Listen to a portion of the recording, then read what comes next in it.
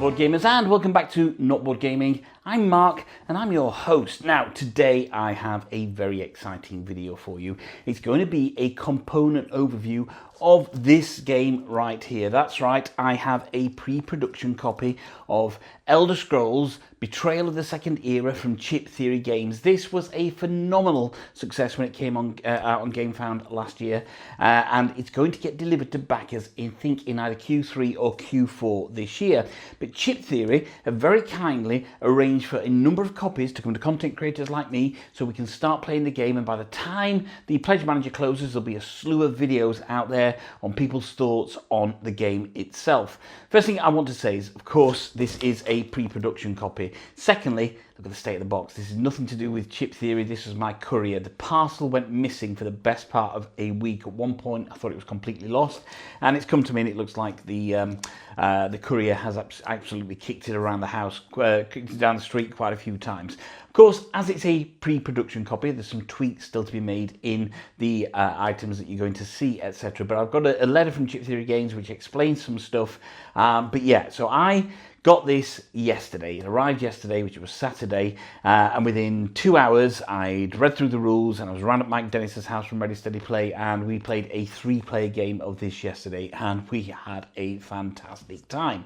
So the purpose of this video is not quite an unboxing per se, because of course I've already unboxed everything and already played with it, but I want to go through all the components that you get with the game itself. Now, as I say, really want to stress, pre-production copy. Your copy will not be coming in a box that gets battered like this. It's purely down to my courier, but your copy will not be coming in a box that gets like this, looks like this, and there are a few tweaks still to make. Now, there will be a number of videos coming out from myself, from people like Paul Grogan, from Michael Kelly, from Ricky Royal, etc. All of us who've got a copy of this, and there's a number of other content creators as well.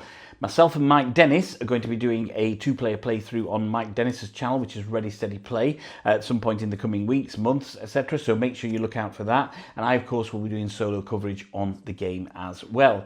But without much further ado, what I'll do is I'll drop you down to the table, I'll show you the components, what you get in the game, how things work, and then, yeah, we'll come back up and discuss my thoughts on what I've seen so far at the back end of the video. So, yeah, I know you're eager to see this. I'm going to stop waffling. Let's get down to the table and I'll show you what you get in Elder Scrolls Betrayal of the Second Era from Chip Theory Games.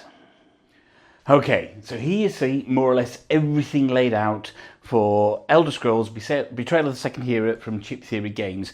The only things I haven't laid out is a few cards that are kind of mid-use in the game that I started playing yesterday, and I've only put 2 of the mats out as well. I put one out to show you how you know, kind of what the basic mat looks like, and then this one here, which is my character in flight, which is a Khajiit archer with skills in bow and shadow as well.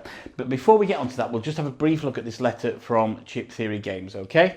So it says here, the game represents 4.5 years of work from a huge team of people. It's an extremely large game full of a tremendous amount of content. I think you can see that out there, yeah?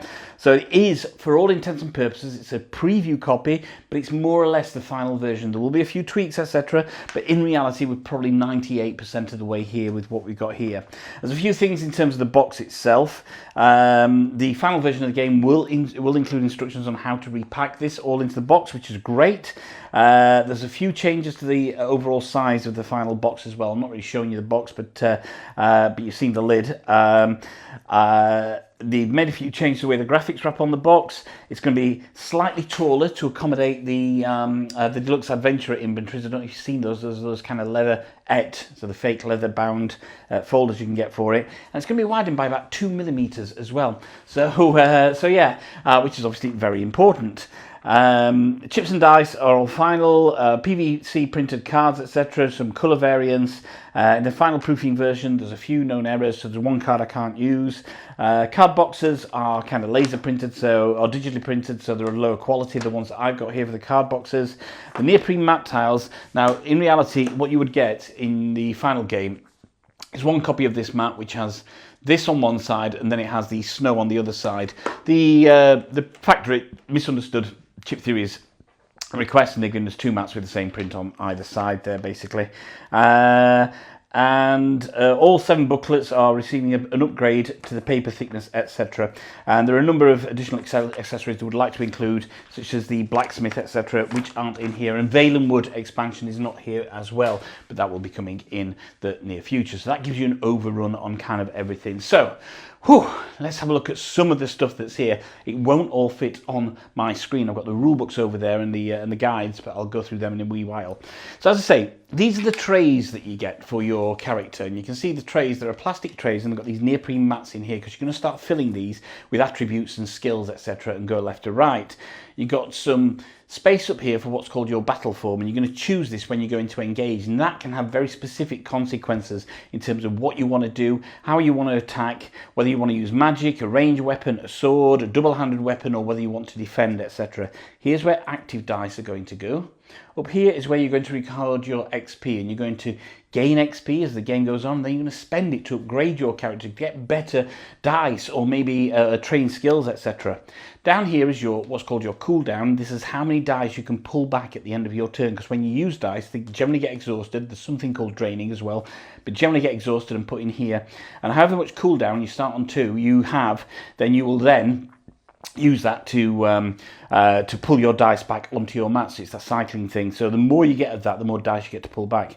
Down here is tenacity. You roll when you roll a blank, and certain other effects that will give you tenacity. Tenacity you will spend for other skills. So that is kind of how the tray looks from that. But if you look here, we've got my build so far, and this is after the first quest of my Khajiit. Okay, so we can see got a 6 health on my Khajiit here. Their stamina is up at 5. Stamina is really important because we use stamina for movement, but the Khajiit also use it. Or if you've got a ranged weapon, you're always going to use it for a ranged weapon as well. So I can shoot from up to 5 away, and I can move 5 on my turn. Here is something I've got called Shadow, which is a stealth skill that I've got at one point. So I've got this, and I've got 2 dice in for that. Down here is Magicka. So if I have any magic weapons, I can use 2 magic dice, and I can shoot them from 2 squares away. Nothing here yet, nothing here yet. Here's my basic combat here. I can upgrade these dice if I wanted to, but I've got 2 basic combat dice. And here's my bow here. So I'm currently on, I've got 3 dice for my bow weapon. Now if you look here, what you're going to do on the map is you're going to start your skills on any of these here basically, and they're going to go from left to right or right to left. If you're going from left to right, every time you upgrade, you're going to pay what's in the white there. If you're going from the right, you're going to pay what's in the black, and that's in terms of XP that you're going to pay. So it means you can have a number of skills on the same line, but they will, at some point as your character gets stronger, they'll start to impede on each other. Then you've got to make a decision as to whether you untrain certain dice or certain skills, and you can move dice off to increase another stat. So you've got this real dichotomy of kind of what you're trying to do. And look, I don't know if you can see, but we've got these wonderful little kind of sword pegs that dictate where everything is. So I've got 0 tenacity, 2 experience, and I'm in the range stance as well. So those are the mats. The really cool thing about the mats is you can save them in between your games. So we have these lids, and what these lids do, I guess make sure I got the right one, it's that one, is they fit on there, and you can see that everything in there is now totally saved until the next game basically. So I know that my Khajiit bow, my Khajiit archer should I say, is safe until the next game with the skills and the attributes etc that I've got in there. It's a really neat idea that really helps you with saving the game. So those are the battle mats if you like, or your character mats if you like. I'll just put that back up, so put that back in there.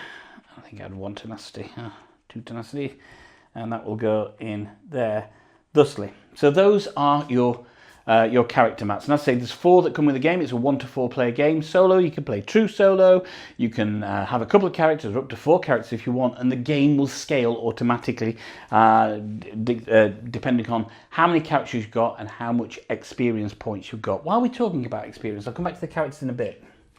Okay, oops. So here we have your day tracker and your XP tracker, okay? So I think on the game last night, we finished after 12 days, we finished on 18 experience. We marked all this down in a journal that's come with it. So there we go, we finished on 12 days and 18 experience. You've also got the round tracker. So if you've seen too many bones, basically when you're doing fights, you know that you have to track how many rounds of combat you've been in, and that would go there. And every time you turn around, then what happens is you obviously move that to a 2. When you get to the 6th round, what's going to happen is you're going to take an over fatigue cube, put it in your tray, and that's going to gum up your cooldown, because they're going to stay there basically. There are ways to get rid of them in between adventures, but in reality, you know, you want to try and get everything completed within the first 6 rounds. And these spin nicely to track your XP, and of course they're magnetic as well. So if you've had 20 strong, you know the kind of magnetic thing they go for here. So that's a round and day tracker that comes with it. Unlike Too Many Bones, where you have a character and you decide the build that you're going to have on that particular character, so be it Tink, be it Gilly, etc., they have, you know, they will always have the same skills, and then you choose a build on this. Elder Scrolls is a little bit different. You see, what you're going to do is you're going to choose a particular character. So I've got the Khajiit here. You're going to choose a starting skill. So say I've chosen bow as my starting skill, that's there. And you're going to choose a speciality as well, or a class, should I say. So we got an archer class here for my Khajiit. So it's got an innate ability here, and this says at the start of my turn, that's on master, it should be on novice. It says at the start of my turn, if I'm in range stance, I will deal 2 damage to a targetable enemy. So anybody that I can target, and certainly as I've got 5 on there, I can deal them 2 damage. Bear in mind, they may well have armor, etc.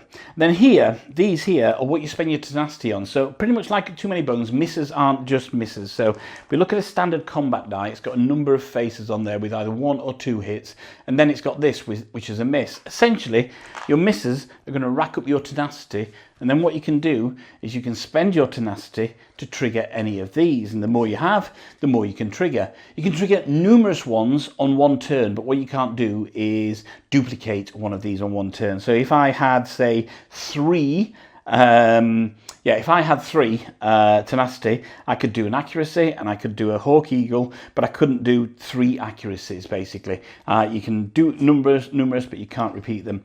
Once you've achieved what's up here, what's going to happen is you're then going to flip it to the master side, and these get a little bit cheaper for you, so easier to do. So it bears relevance to actually do this. And I was almost there last night with this and decided not to do it, which is to defeat an enemy that is 6 or more hexes away. There's certain things that allow me to increase my range, etc. So those are the various classes that you have.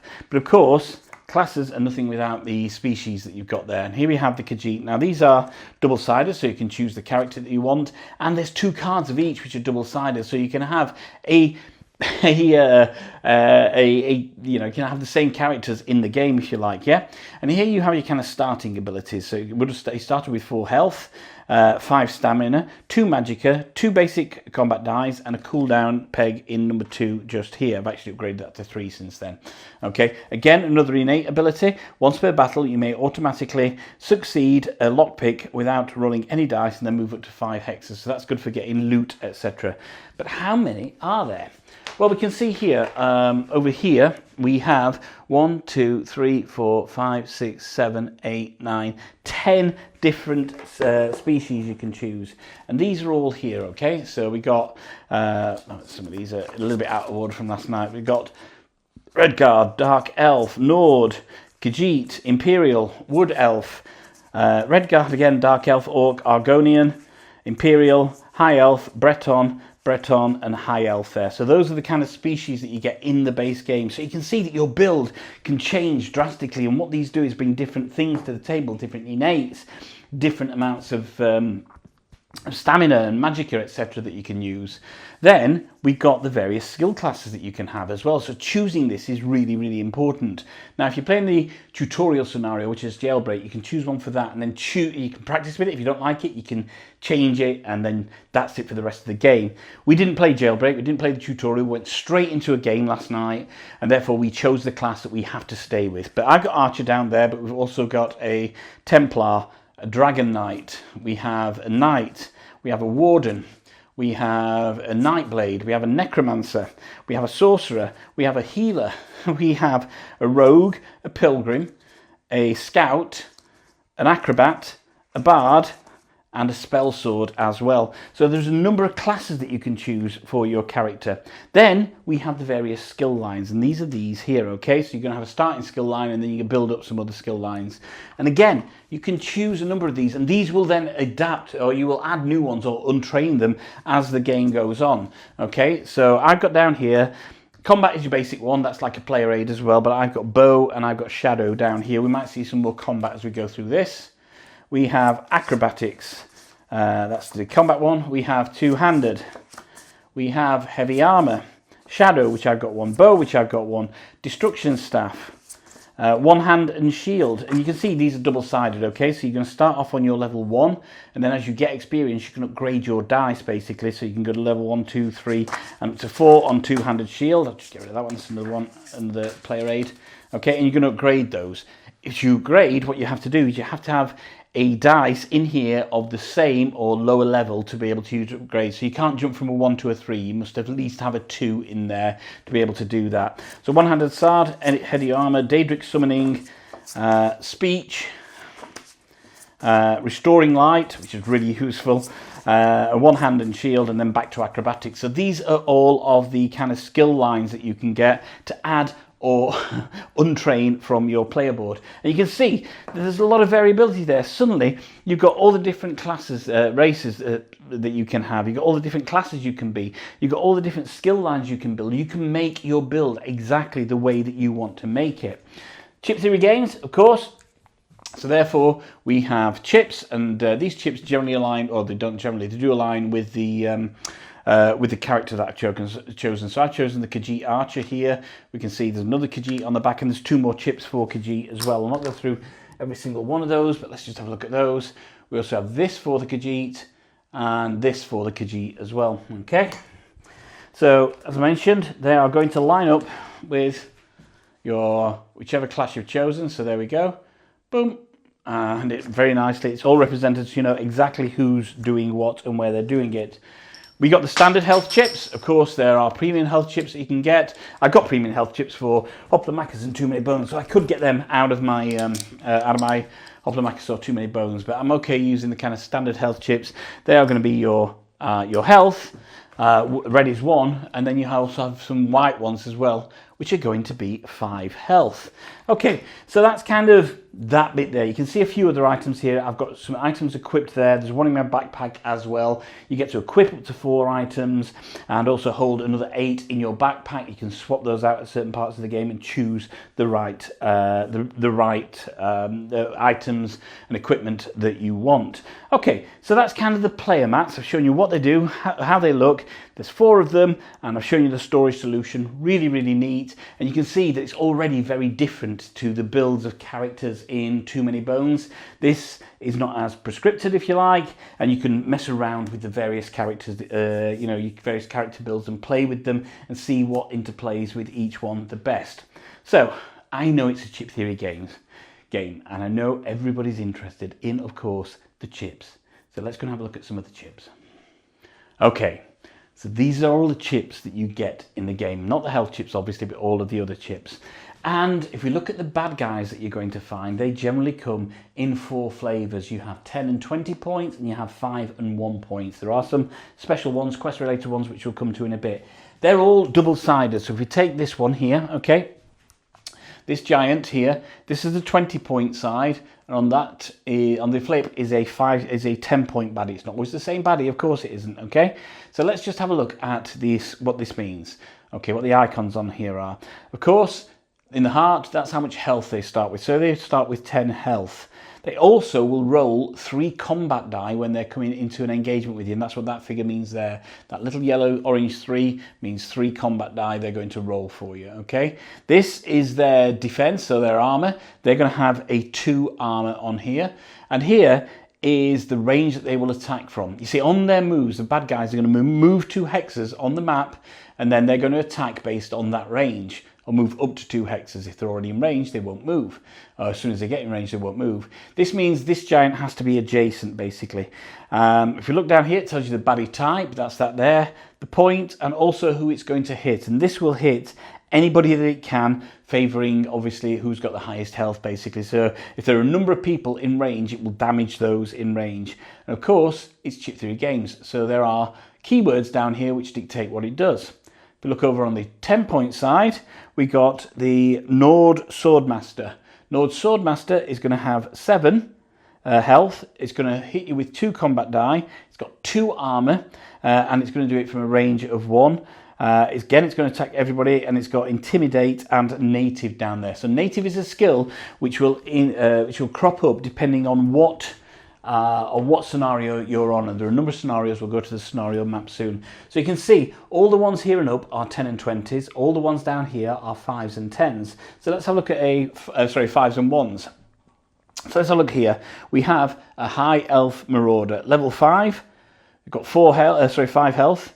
Going to attack you with 1 combat die. It's got no armor, and it's going to do it from range of 4. So this is obviously, it's got a bow there. It's going to strike you from far away. So therefore, you want to try and get this from far away, if you like. Yeah. This is a class level 5, and here we go. It's going to look for people that it can target with the lowest health, basically. This has got Divert and Dodge. And then on the back side of that, we have the High Elf Bandit. Okay, so this is level 1 baddie, 3 health, 1 combat chip, a range of 4 again, and this has got Dodge on there as its skill, and again it's going to go there. So we have, as I say, these double-sided 10s and 20s at the top, 5s and 10s just here. And what you will do on your game, there are a number of ones that will appear in every game, and then some of them, let me see if I can find one that's got a, let's see if I can find one that's got one, I understand, here we go. So if you look on here, some of them, if they haven't got this little 2 letters down here, then they're general and they will go in the bag. And then some of them are region specific. So this is Morrowind, it's got an MW down there, you know that one needs to go in, but the scenarios will dictate that to you. And then when you've got your right ones, you're going to put your 10s and 20s in here, you're going to put your 1s and 5s in there, and you're going to draw them for the combat, flip them to the right side, put them on the maps, and then you are going to stack them with health, and that's it, they're ready to fight. As I mentioned, keywords are important. It's a chip theory games game. So we have a big, good list of all keywords here. So it's an enemy skills reference sheet. And there we go. You can see all of them. You see the ones here that got this little kind of triangle next to them?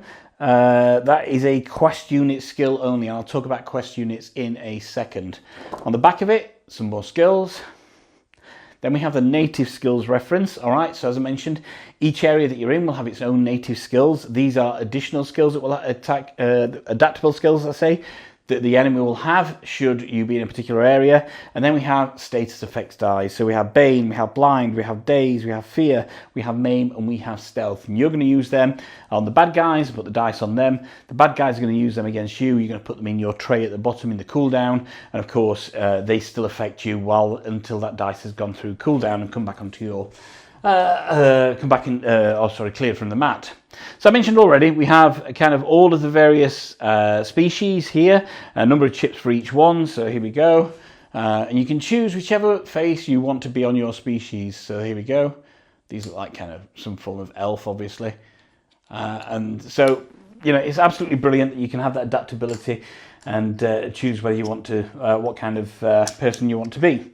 Then we have kind of loot and legendary loot items, chips as well. So these are going to be placed on the map depending on the scenario you're on, depending on the battle map, what it tells you to put. And these are double-sided. So green is kind of common items, purple is kind of legendary items, and you want to try and get those as well.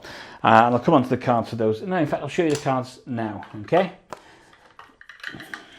So green is a common item, purple is a legendary item. Sometimes you can get these, right, okay, and that's fine. So here we have a ancient Dragon Guard burial mask, okay. If I have 2 misses, or spend 2 tenacity, should I say, I can deal 1 adjacent enemy damage equal to the amount of fatigue in my cooldown track. So that would do well if you've got a lot of fatigue in there. And this one is a glyph of stamina recovery. I can enchant the round counter after adventurers take fatigue damage during the start of a fatigue round to set the round counter to 4. As I mentioned earlier, when we looked at that round counter, when it gets 6 and above, then you're going to start taking fatigue from that. So sometimes you just get these, other times you have to lockpick, and on the back is lockpick. It tells you how many times you can re-roll your dice. There are 3 lockpicking dice, which are these here, okay? And essentially what you would do is you're going to try and lock in any of these numbers while you can. Okay, so I would have to, in 3 attempts of rolling 3 dice, getting less as you lock one in, I would have to roll a 3, a 1 and a 5. If you're 1 away, you can gain a grey fatigue cube, which gums up your cooldown, which is one of these, okay? Let's just do that. Where's that? There we go. And move the pip up or down 1. So on the green, on the common, you get those numbers, you unlock it, and you get whatever's there. You can put it into your inventory or your pack. On the legendary, it's a little bit more difficult. You see, what you've got to do is you get 4 attempts, which is great, but you must lock in a number 2 first, all right? So you only get 3 dice, you lock in that number 2. Once you've done that, you then take that dice back and you roll the 3 dice again, up to 4 times to try and lock those in. But the first number you must lock in on legendary has to be the one that's on the left in this little, I don't know if you can see the kind of mark with the little teeth in it. So that's how the loot works for the game, and loot can be really, really powerful. It can be, yeah, if you get the right loot at the right time, it's utterly amazing. All right, here we have a first round marker. I think there's going to be a better first round marker in the game itself. And then here are your quest related kind of, so these are the ones that are in like an off-white, if you like. These, it'll tell you to bring these out on certain ones. So for example, the quest we were doing last night, we had to fight the corrupted creature at the end of the quest. So after we'd done kind of 3 parts of the quest, we had to fight the corrupted creature. Again, these are double-sided, all right? And these will have their own kind of modifiers as to when they come on the board. So what you see here can be greatly changed by kind of the state of the play of the game that you've got. So let's have a look at the Dream Weaver Fedrin, okay? So it's got 5 health. It's going to roll 2 combat die. It's got an armor of 2, and it can do from a range of 6. It's going to try and get everybody. And it's got ethereal, native, which as I mentioned is kind of a scenario specific skill, and penumbra as well. And if we look at the corrupted creature, okay, so it's got 5 as its base. It's going to roll 4 combat die. That can be devastating. That can kill you if you're not got enough health, or if you haven't got any way to mitigate that. If you fight this too soon, it will kill you. It's got an armor of 1, it's got a range of 1, so it has to be next to you, and that's got cornered and native as well. Some of these you will get to use as kind of companions as well, and maybe some of the ones on here. So there are certain things that allow you to play it out as a companion. So for example, last night one of the companions we had was the Atronak. It's got 6 health, 1 combat, here we go, 6 health, 1 combat damage, a range of 1, and a armor of 1, and it's got divert on there as a skill, and you get to control them, moving them 2 as you would with a normal enemy on after all the adventurers are gone. These can act as really good meat shields if you get a companion. So that is all the chips that you get in the game, and as you can see, as I say, these are all double-sided. So we've got 1, 2, 3, 4, 5, 6, 7, 8, 9, 10, 11, 12, 13, 14, 15, 16, 17, 18, 19, 20, 21, 22, 23, 24, 25, 20 pointers, 25 10 pointers, and again a similar number there for 1s and 5s there. So you've got quite a lot of variety, and some of them won't be in every game, some of them will be in every game, depending on your on the scenario that you're playing. Okay, so that's the chips done. Now let's talk about the various maps that you go on for your adventure. You see, the game is effectively split up into 2 parts. You've got the adventuring stage here, and then you've also got the kind of combat stage, which is going to take place on these maps. We'll come to those in a bit, the neoprene. But there are a number of places you can visit. So these are all double-sided. We have Morrowind, we have the Black Marsh, we have, there we go, right way around helps. We have Eastern Skyrim, we have Western Skyrim, and then we have Cyrodiil, and also the High Rock as well. So let's have a look at what these maps and what's on there. You see, you will take one of your party token, okay, which is kind of how you track where you're going to be as adventurers on that map. I can't find it, here we go, which is this thing just here, okay, and you're going to move that, I don't know if that's focusing. There we go. and you're going to move this around the map depending on how far your party can travel. Generally, it's going to be three hexes, but certain maps have different effects on there which can affect that, like weather, etc. And you're going to move around the map, moving towards an objective which is going to be set by the quest that you got. Quests are dependent on, first of all, what area you're in, and secondly, which guild you're a part of. We'll talk about guild cards in a bit. But you can see there's a number of spaces on here. So here's a town space, right? So in a town space, what's going to happen? You're going to open the Gazette, the Gazetteer, should I say, the relevant book for that area. You're going to pick that town, and you get to then do certain things. That might be buying new skills to put on your board. It might be buying equipment. When I say buying, there's no cash in the game, so you can gain the equipment. Maybe you rest in an inn, and you start to recover all your health and get all your dice back from cooldown, the ones that you've drained, etc.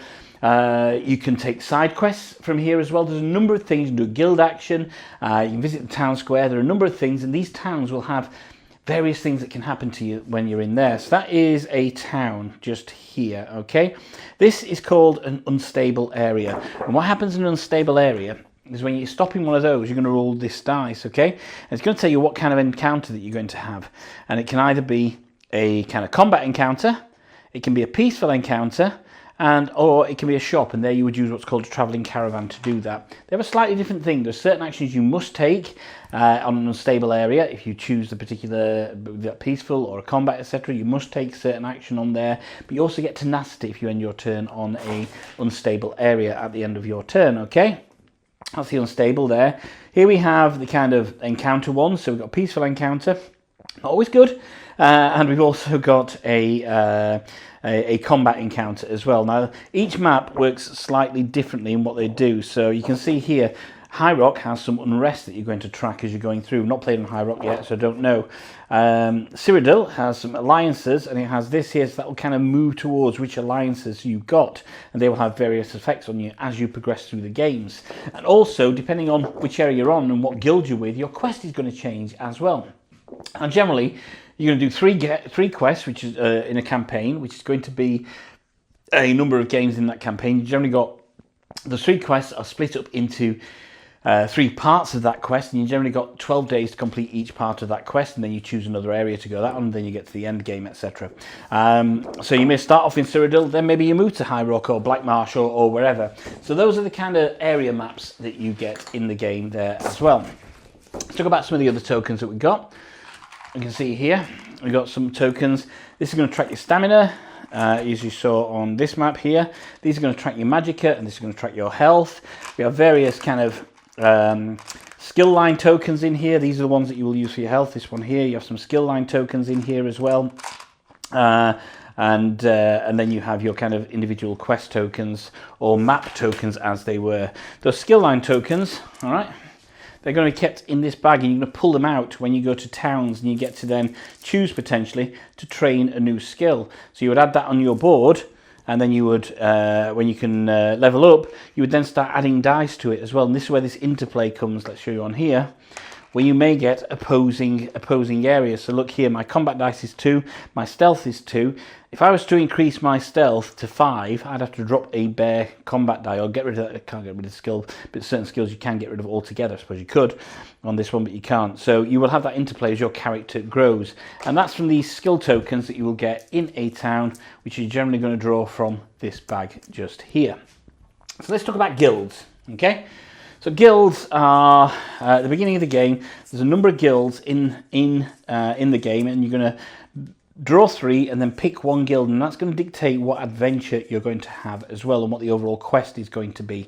So not only do you get the interplay or the unique play of building up a specific character, and then choosing the map of where you want to go, but also choosing the guild of which you're going to represent as well. For example, last night we were the Mages Guild, okay? They've got some actions you can take in the town on there, and there's a guild ability which you can use once per campaign, which kind of really sorts you out if you're really, really struggling. So they're the guilds there. Let's talk about some other cards as well.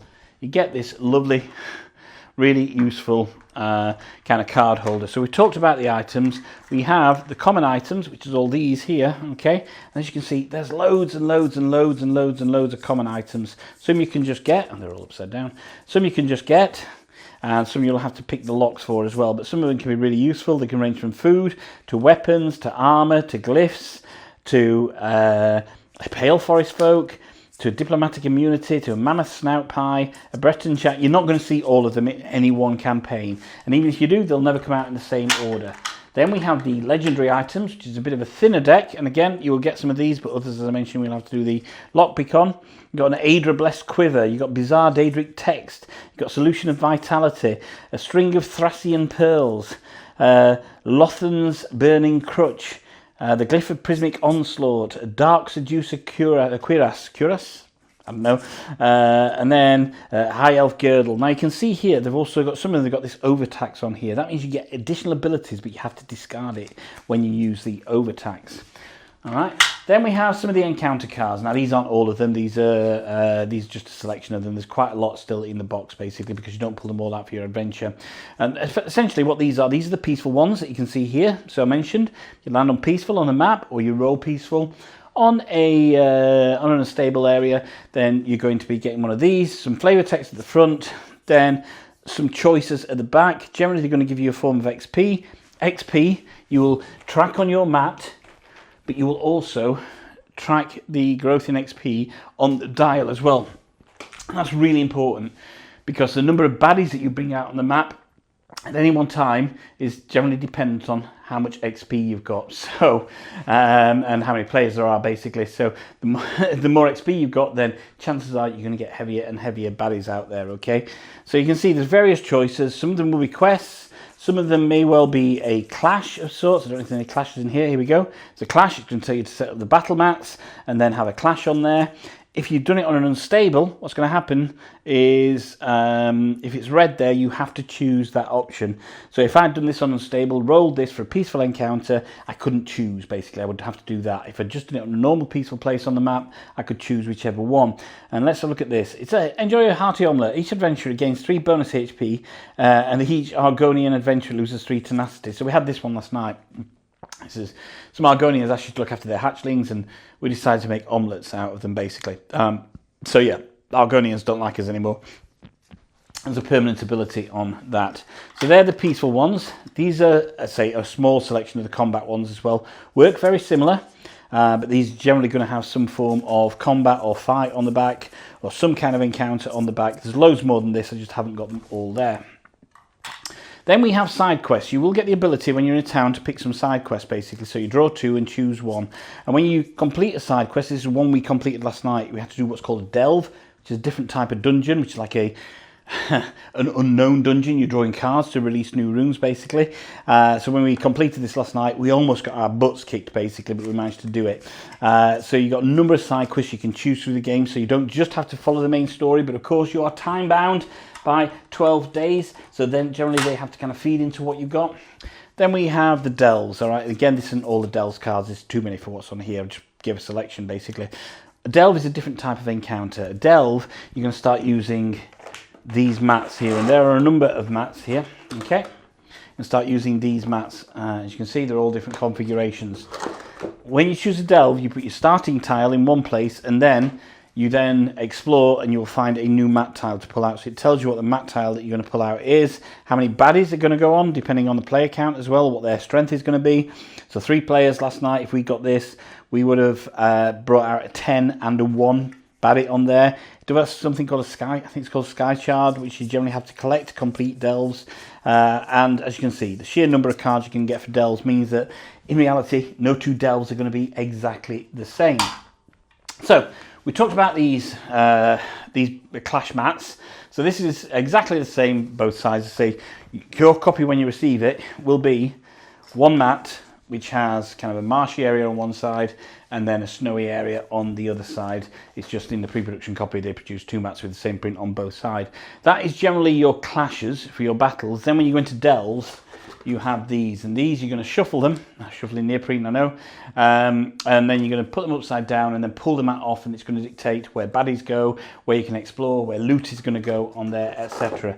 Really, really dynamic system of having a look at kind of how delves work. It's really, really interesting. Okay, so let's talk about some dice now.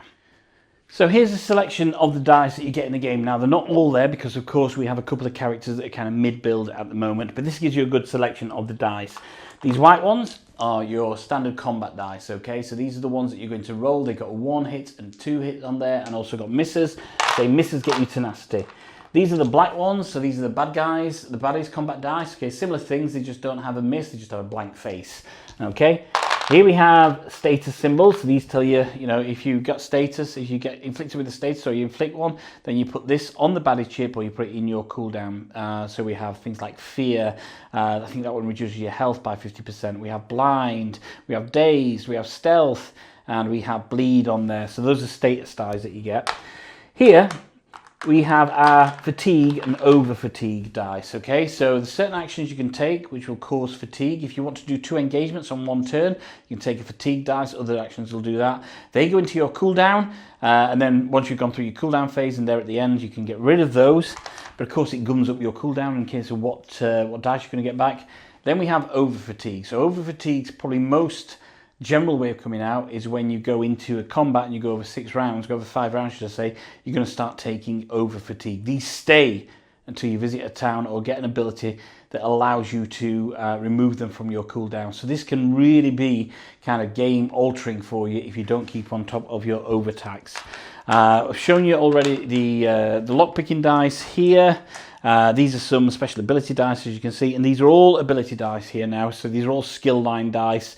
Mine are the purple ones for the bow. We've got these for kind of, I think it's for magicka, etc. So acrobatics, etc. So these are some of the dice that you will build in various levels. You will build them up as the game progresses. So there are a number of dice, and it is a, you know, dice rolling is a large part of the game, but there's massive ways to mitigate that as well. That is the selection of dice that you get in the game. Right, let's talk about the books.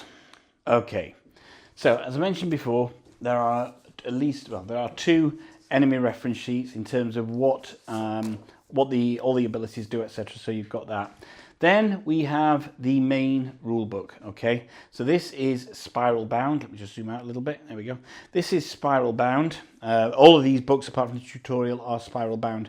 Mine's a bit bashed. It got bashed in transit. That's nothing to do, again, with chip theory. This tells you absolutely everything. Lots and lots of information, lots of pictures, etc. We learned from this yesterday. There is a tutorial book, which I'll show you in a second, but we learned from this yesterday. I spent about an hour reading the book beforehand, and then we worked through the book as we were going through things, just to make sure we got everything in the right order. There are some additional rules. At the back, there will be an index put in here. My pre-production copy didn't have an index, but you can see they've already made a placeholder for an index to go at the back, which is going to be really useful for you. But the rule book is actually pretty bloody good, to tell you the truth. I'll say, if you're fairly adept at a game like Too Many Bones, then you're going to understand some of the gameplay here, but you are going to need to read the rules to get to grips. This is a different game to Too Many Bones. Absolutely shares some of the DNA, but the rule book is very, very comprehensive. We then have the tutorial guide. So if you want to do a tutorial on it, you can follow everything in the tutorial guide. We didn't. But this will then lead you into kind of a prescribed part of your adventure, which you can then move forward on. Then we have the various gazetteers, okay? So these are for whichever area, whichever map you've chosen, you've got a gazetteer. And this literally dictates your adventure. Everything from kind of, it tells you about overland mechanics on there, how the map operates differently to other maps. We have the shops that you're going to pull out, or sorry, the towns that you're going to pull out. So for example, if I was on, was this one Morrowind, was it? Skyrim, and I went to visit Dusktown. There's some stuff there. It says, first time that trainers are populated, these are trainers here on each encounter, the party may choose to discard all of them and populate new ones. So what I would do here is I would reach into this bag and pull out 4 random trainers. That means I can start getting new skills from there. Tells you how many common and how many legendary items are going to be available. Bottomless pit is the inn. You get to go there if you want to kind of rest and recuperate and get all your health back and your dice back, etc. We have the quest board, which allows you to fulfill or get new side quests. We have the guild kiosk, which is a specific guild action depending on what guild you got. Alchemy station allows you to kind of unexhaust some of your potions, etc. And town square, different for every one. Here we got a vampiric experience here. Each adventurer must spend a number of players' tenacity. So if you're playing for 2 people, 2 characters with 2 tenacity, Gain one of the following persistent effects. For the rest of this campaign, adventurers may choose to not lose HP when they would be affected by the enemy skill Siphon. Okay, so there's one of these for all the towns that's on that map. Then you have the kind of meat and potatoes of the game. Okay, so you got up here. So if I had the Mages Guild and I wanted to start here, it's got complexity of 3, so I've got different complexity ratings. This would be the first quest I would do in Skyrim, basically. Then it would tell you where to go once you completed it, how much experience you get, and where to go when you completed it. But maybe I was the Thieves Guild, so I'd choose this one instead. It would give me a different path. Or the Fighters Guild would give me this one and a different path. And you can see that, you know, the options for having a massively different game are huge on every one. Then what happens is, if you go to the back of the book, you've got all the details on the end game, because of course after the third part of the quest you're going to have the end game itself, and it's going to tell you exactly how you're going to do that, basically. So yeah, well, sorry, after the second part of the quest you're going to get the end game, which is going to tell you what to do, what you've got to do, and how you defeat the game. So many ways to kind of get there and do what you want. So we've seen Skyrim, we have the Cyrodiil Gazetteer, we have the Morrowind Gazetteer, we have the High Rock Gazetteer, and we have the Black Marsh Gazetteer. That's what I used last night. Okay, wow, okay, so that is more or less everything you get for Elder Scrolls. As I mentioned, there's some boxes that I've got these boxes here which got some stuff stored in, and another box of cards. These are digital printed ones, but you can see absolutely everything you can get there for Elder Scrolls Betrayal of the Second Era from Chip Theory Games. Yeah, and obviously the sword pegs that you will put in your mat as well to track where things are. It's a big game. It's a huge game. It's a resettable campaign game as well, a replayable campaign game. But as you can see, it hasn't lost any of that Chip Theory quality. It looks absolutely fantastic on the table, and I hope you're as excited to get this in your hands as I was when I knew it was coming to me.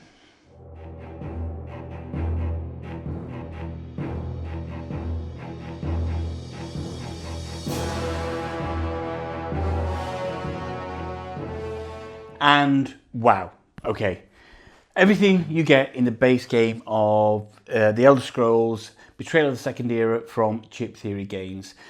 As I mentioned, there's a lot of content here. There is so much gameplay here as well. If you like the game, you're going to be playing this game for a long time.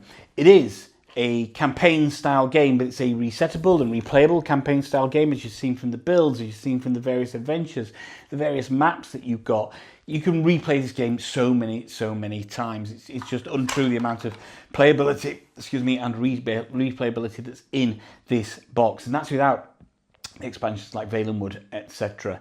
It can be fairly long. So our first game last night, as I say, very much a learning game. 3 players, none of it. Well, I played it for about an hour last year at Gen Con, so that was in 2023, but obviously, you know, I'm old, I don't remember things, so we're practically learning it from scratch. Probably took the best part of 8 hours with a dinner break, etc., just to play through the first part of that. In reality, I think if you're playing through the first part, once you know how to play it, or part 1 of the quest, and each adventure's got 3 quests. You're probably going to be kind of 4 hours-ish, something like that, if you're looking at 2 to 3 players. Solo might be a little bit quicker than that. Once you know what you're doing, like all these games, you're going to need to know what you're doing. I'm really blown away with the quality. I was so excited to know I was getting a copy of this, knowing how much I enjoyed it when I played it at Gen Con last year. It has not disappointed. I am 1 3-player game into it so far. Haven't played it solo yet, so I can't give you the comparison on whether I prefer this or Too Many Bones, but it feels like a really good natural iteration of Too Many Bones, using that Too Many Bones DNA. So feeling fresh while having a level of familiarity about it as well. The major difference, apart from the adventure and the IP of Skyrim itself, or Elder Scrolls itself, should I say, is of course the ability to build unique characters. It's not prescriptive like it was in Too Many Bones before. You have this ability to build unique characters now, which is really exciting. And we found that last night with 3 very different characters, how we were building different styles, so we ended up building them to complement each other, and that was really good. Or maybe you want to go lone wolf and just have your own build, but we were building them to complement each other. And by the end of that kind of first quest that we did, it was great. We were kind of bouncing off each other. We knew what to do. We knew who could go where and do what. We had a melee, we had a range, we had a magic person, an acrobat was in there and just kind of, you know, zipping around all over the place and helping us. A bard who could help us with the songs.